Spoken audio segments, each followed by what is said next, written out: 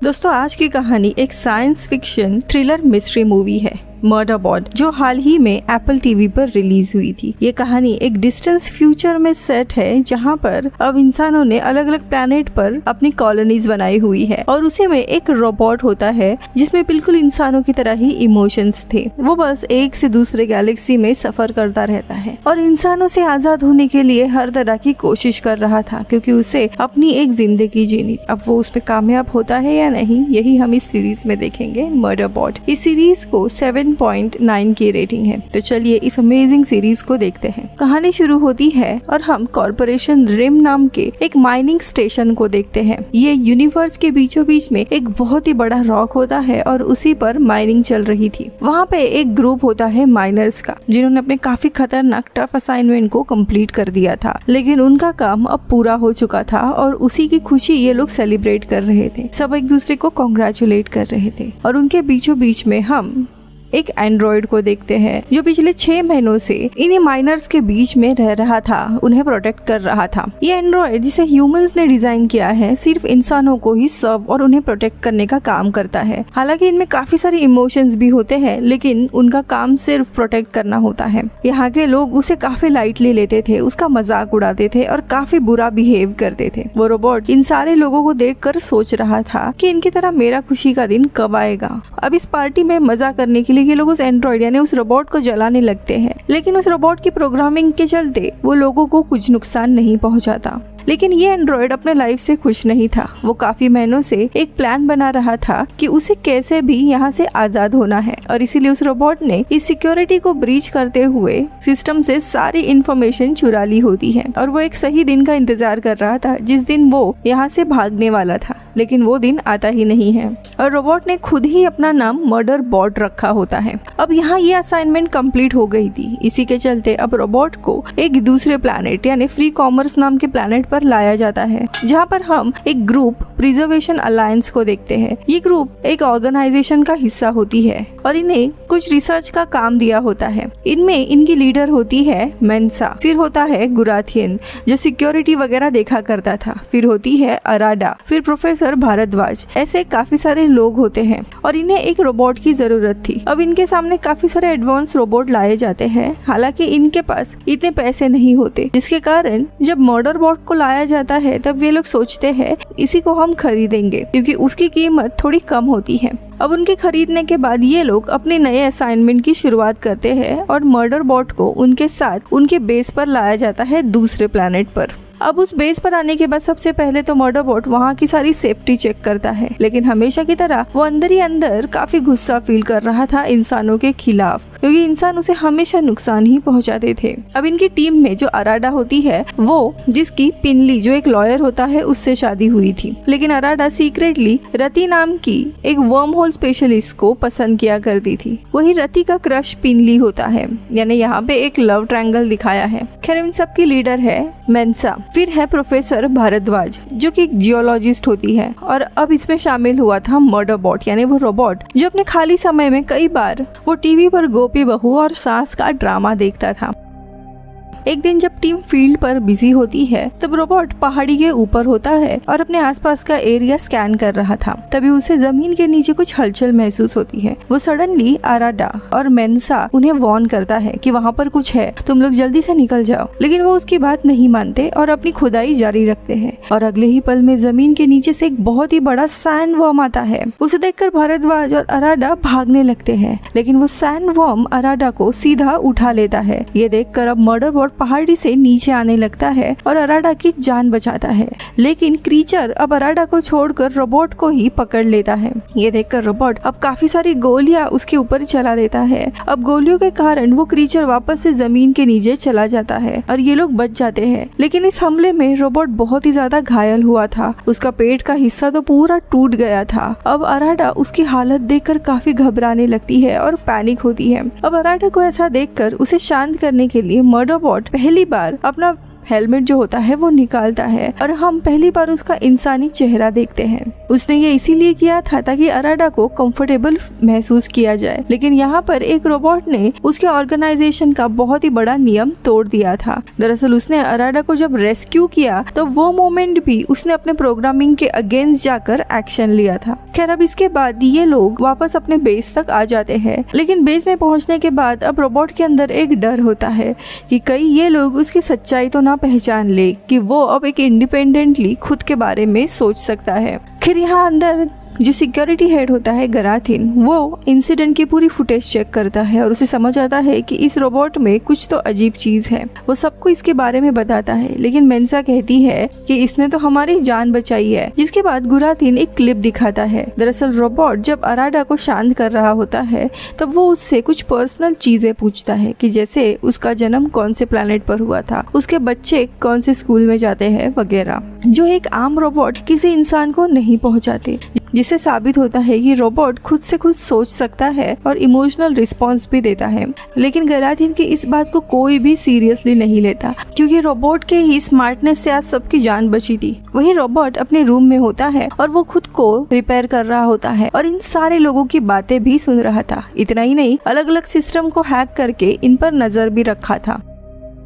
अब थोड़े समय के बाद मेंसा उसे मीटिंग में बुलाती है। अब उसका सूट रिपेयर हो रहा था तो वो उसे एक टेम्पररी यूनिफॉर्म देती है। यहाँ पे वो पूरे इंसानी फॉर्म में सबके सामने आता है। मेंसा उसे इन सब का रेस्क्यू करने के लिए थैंक्स बोलती है और सभी लोग उसके बहादुरी के लिए तालियां बजाते हैं। लेकिन ये सब कुछ देखकर हमारा रोबोट यानी मर्डरबॉट थोड़ा ऑकवर्ड फील करता है, क्योंकि कभी भी इंसानों ने उसके साथ अच्छा बिहेव नहीं किया था। लेकिन फिर भी उसके अंदर एक चिंता थी गुराथियन की, क्योंकि गुराथियन एक स्मार्ट इंसान था। खैर अब इसके बाद मेंसा उसे कहती है कि हमें ये काम हमारे ऑर्गेनाइजेशन ने दिया था और उन्होंने हमें कुछ डिजिटल्स मैप भी दिए थे, लेकिन ये मैप ऑफ लग रहे हैं। जो क्रीचर ने हम पर हमला किया था वो इस मैप में कहीं भी लिस्टेड नहीं है।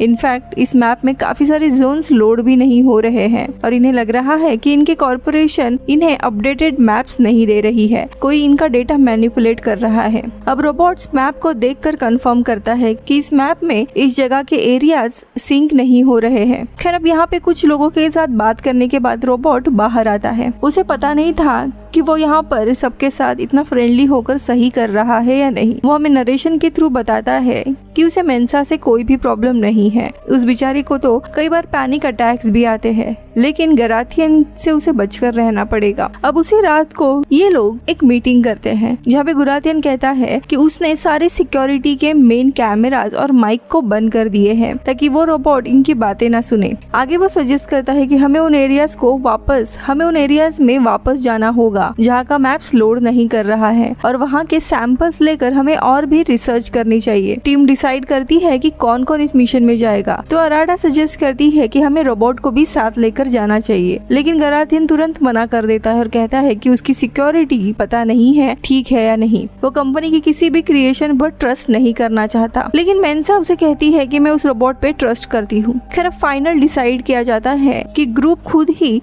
उस अनामली को इन्वेस्टिगेट करेगा। अब यहाँ पर रोबोट यानी मर्डरबॉट जब फाइनली ऑनलाइन आता है तब उसे ये सब कुछ पता चल जाता है कि ये लोग वापस उसी एरिया में जा रहे हैं, लेकिन उसे कोई भी नहीं बताता। अब उसका रिपेयर चल रहा था, इसी बीच में मेंसा उसके रूम में आती है और उससे पूछती भी है कि क्या तुम ठीक महसूस कर रहे हो, क्या तुम्हें किसी चीज की जरूरत है। तो रोबोट मना करता है और कहता है कि जल्दी ही रिपेयर हो जाएगा। मेंसा का ये स्वभाव देखकर वो उस पर थोड़ा विश्वास रखने लगता है। फिर अगले दिन रिपेयर कंप्लीट होने के बाद मर्डरबॉट खुद ही गराथियन से मिलने के लिए जाता है। उसके रूम में जब वो एंटर करता है तब गराथियन उसे सीधा डिमांड करता है अगर उन दोनों को बात करनी है तो वो अपना हेलमेट निकाले। अब मर्डरबॉट अपना ह्यूमन फेस वहाँ पर रिवील करता है और आगे कहता है कि मुझे भी इस मिशन में शामिल होना है। वहाँ की सिचुएशन अनप्रेडिक्टेबल और डेंजरस हो सकती है, लेकिन गराथियन डिसएग्री करता है। इस सब के बीच में मेंसा अब अकेले ही वहाँ पर जाना चाहती थी ताकि किसी को और खतरा ना हो। अब उसके साथ भारद्वाज जो कि एक जियोलॉजिस्ट है वो भी चलना चाहती थी, लेकिन मेंसा मना करती है। वही दूसरी तरफ हम देखते हैं जो अराटा, पिनली और रति होते हैं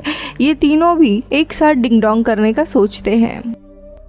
दूसरी तरफ गुराथियन रोबोट को एक बात बताता है कि जो इनकी कंपनी है कॉर्पोरेशन ड्रीम, जिस प्लैनेट पर वो पहले था, वो ऐसे रोबोट बनाते हैं जो सिर्फ कमांड फॉलो करते हैं, लेकिन वो खुद से इंडिपेंडेंटली नहीं सोच सकते। तो तुमने खुद से अराडा को कैसे शांत किया? तुम में तो इतनी काबिलियत नहीं होनी चाहिए थी। या दूसरी तरफ मेंसा अब तक रिमोट जोन में आ चुकी थी। वो काफी स्टीप था और वो ऊपर पहाड़ी पर चल रही थी, लेकिन ये जर्नी बहुत ही टफ हो जाती है और उसकी सांसें फूलने लगती है। वो बहुत ही ज्यादा स्ट्रगल करने लगती है। तो यहाँ बेस पर गुराथियन अब मदरबोर्ड पे काफी ज्यादा प्रेशर डालने लगता है और उससे आई कांटेक्ट बना के रखने के लिए कहता है ताकि वो रोबोट का सच जान ले। यहाँ रोबोट अंदर ही अंदर कहता है कि उसने अराडा को शांत करना ये एक टीवी सीरियल से देखा था, जहाँ पर लीड हीरो मर रहा था और उसे बचाने के लिए एक्ट्रेस उससे सारे पर्सनल सवाल कर रही थी और इसी के कारण उसने अराडा को ये सारे सवाल किए थे। वही रोबोट अपने दूसरे फंक्शन से मेंसा पर भी नजर रखे था। अब मेंसा की ऐसी हालत देखकर वो इमीडिएटली गुराथियन को बताता है कि वो स्ट्रगल कर रही है, हमें उसकी मदद करनी चाहिए। तो क्रू वहाँ पर एक ड्रोन भेजता है। तभी मेंसा के यहाँ पर हम देखते हैं सडनली एक और मैसिव सैंड वर्म उसके पीछे पीछे आने लगता है।